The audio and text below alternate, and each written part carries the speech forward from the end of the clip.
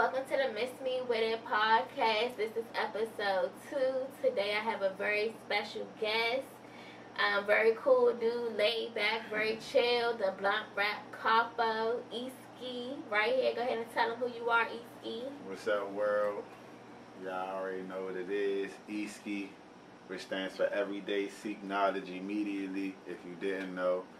And I am the blunt rap capo. Yes, I'm glad you said that because I was going to ask you what did Eski stand for because I felt like that was something meaningful, but you broke it down for us. So say it one more time. Everyday Seek Knowledge Immediately. Absolutely. I love that. So, and again, he's a very knowledgeable dude. So, I'm going to go ahead and get into the interview. One of my favorite songs of yours is Frosted Flakes for Dinner. I want to know what kind of inspired that song?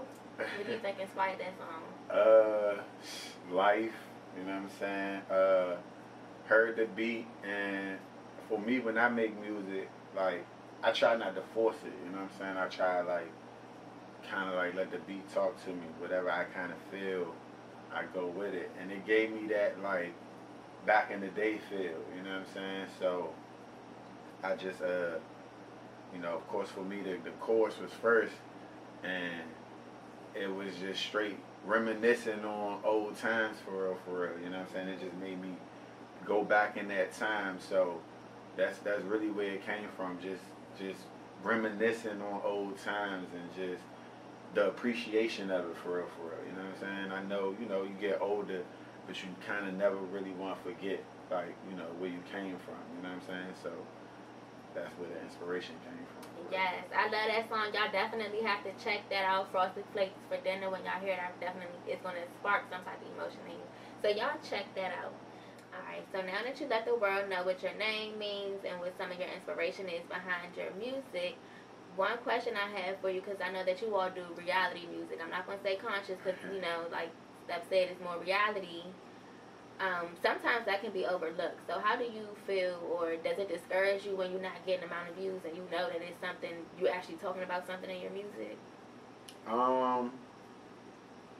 Yes and no, because I feel like discouragement is a human nature, you know what I'm saying? You know, just sometimes unconsciously or subconsciously have expectations for certain things, you know what I'm saying? You look forward to certain recognition with certain things. So, you know, I know as a unit sometimes when certain recognition is not given from certain effort that we putting out, sometimes it can feel like maybe we ain't doing right, or, you know what I'm saying? But I say no in the sense of, and I want to piggyback on just the element of the conscious rapper for me, because it's funny, I just brought that up not too long ago, probably like last week. And I'm starting to embrace it because I'm embracing it for the word of what it actually means. Conscious of what it is that I'm rapping, you know what I'm saying? Like I know exactly what it is that I'm putting in my music and putting out. So I'm starting to embrace it like, yeah, I am a conscious rapper, you know what I'm saying? Yeah, I want to put out substance. I want to put out positivity, you know what I'm saying? Uplifting music, you know what I'm saying? So not to take away from the in the box of it, you know what I'm saying? I get it, because we make all types of music. We can give you whatever flavor, whatever, you know what I'm saying, flows, whatever, you know, we got it all. But for me, I'm just saying, me as an artist, because I don't be liking the titles and all that too much either, but I like the literal sense of what a conscious rapper is. I'm very conscious of what it is that I put out.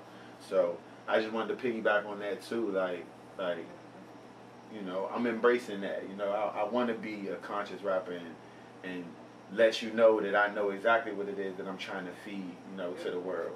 Yeah, I like how you broke that down, because it is important to be conscious, and when you're conscious, it's like you're intentional in your music. Exactly. Like a lot of stuff that people have out here it's just mumbo jumbo, but when you intentional, it really means something. So yeah, I definitely hear the intention in your music when you're rapping. As far as that, so who would you say your audience is? Do you think you cater more towards older, younger? I just like to say the everyday people, to be honest, like the everyday worker, the everyday hustler, you know what I'm saying? Like the go-getter, You know what I'm saying? The person that got goals and aspirations. You know what I'm saying? Because we about motivation at the end of the day.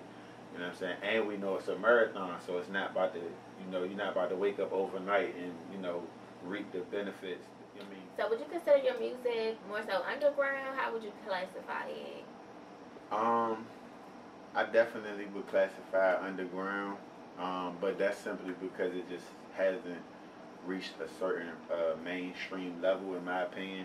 I feel like we make mainstream music. We got our own sound, which I feel like that's how you infiltrate that mainstream audience. In my opinion, you have your own sound, something that kind of stand out from what the norm is. But at this moment, and I'm cool with the underground for real. I like artists that I kind of like study in the game. For the most part, they've been in the game for years, but they still in the underground element. But they still be in the same rooms with the mainstream artists. You know what I'm saying? They still on some of the same levels as the mainstream artists. So I'm starting to even not let the image of the mainstream and the underground and what that really mean even play tricks on my mind. You know what I'm saying? I'm just, staying in my lane, staying in our lane and creating. We creating our own world for real, for real. You know what I'm saying? So that's where I'm at with it. Okay, so how do you overcome some of the challenges? I know it's not easy being an artist, and sometimes, like you said, you might not get the attention that you deserve. So how do you overcome some of those things? I think it's different ways, you know what I'm saying, to each his own, but I know for me, music is a big help, you know what I'm saying, because you go through, things in your personal life, and sometimes you can't really communicate certain things the way that you want to communicate them. You can't really physically do certain things that you might want to do in the moment, but for me, when you could cut on a beat and just go a certain place and get in a booth and just express certain things and then just feel like, whatever the problems of the world is ain't really as much stressful. It's like I just did something to like attack it to a certain extent. So, and just being around good energy, good vibes, you know what I'm saying? For me, it's a power in numbers, you know what I'm saying? The power is really in the people. So for me, I'm overcoming some of my, trials and tribulations and struggles by getting around the right people, you know what I'm saying? And bringing certain things to the table so that everybody feel like, we got something to work towards at the end of the day, you know what I'm saying? Besides what we work towards on an individual standpoint, you know what I'm saying? Okay. So far, what do you think the most rewarding part in this experience and journey has been for you? The love, for me, like, to really know people really getting touched by the music, and not even just the music, some of the content that we just put out, just the regular content, like we do the drink, little drink that we call I Get It, where we just express certain things that we start understanding just through life, and it's like, oh nah, I get it.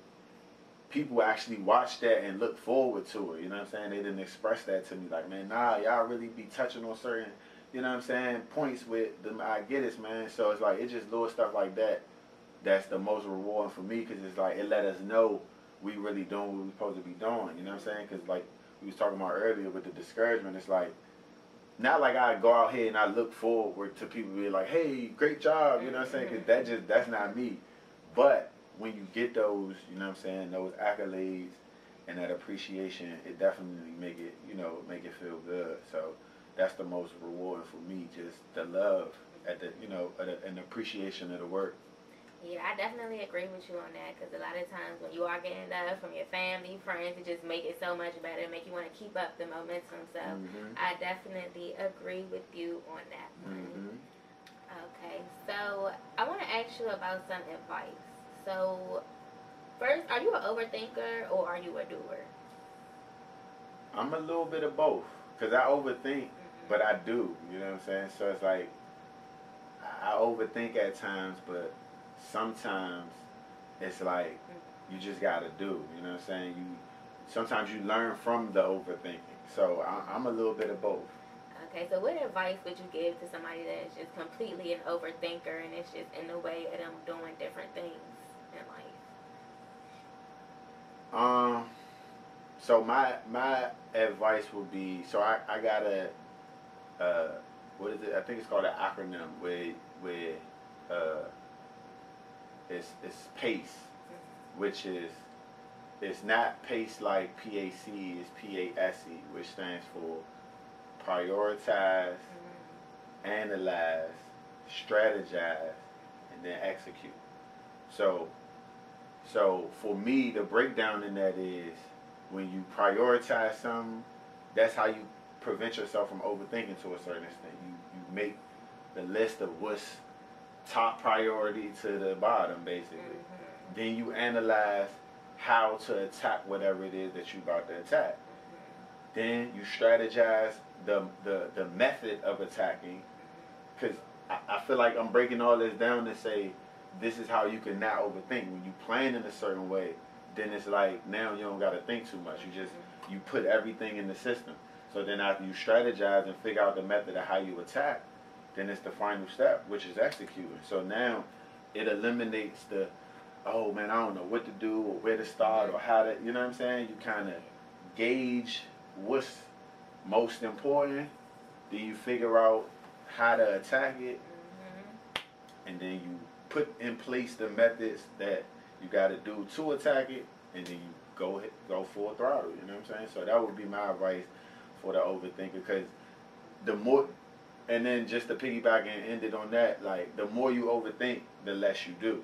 You know what I'm saying? So it's like the more time you spend thinking, the less time you spend doing. So, and I ain't saying don't, you know, think, but just don't waste too much time overthinking. Like, use that PACE method. You know what I'm saying? Prioritize, analyze, strategize, execute. You know what I'm saying? Be organized with it. Be strategic.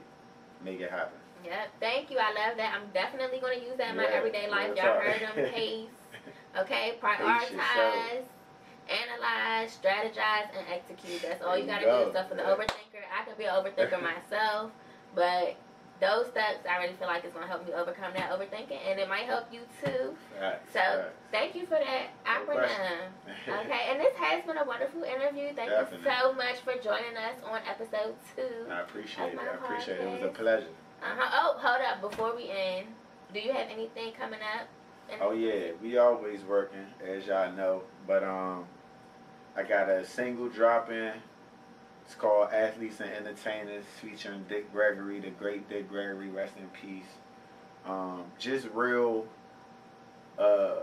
informational, motivational, just what we always do, get a substance, you know what I'm saying? And just the Blunt Rap team as a unit, we got a lot of music dropping. Me, Bro, which is Step, and my brother Skip. We got a song coming out, 3 Wise Men.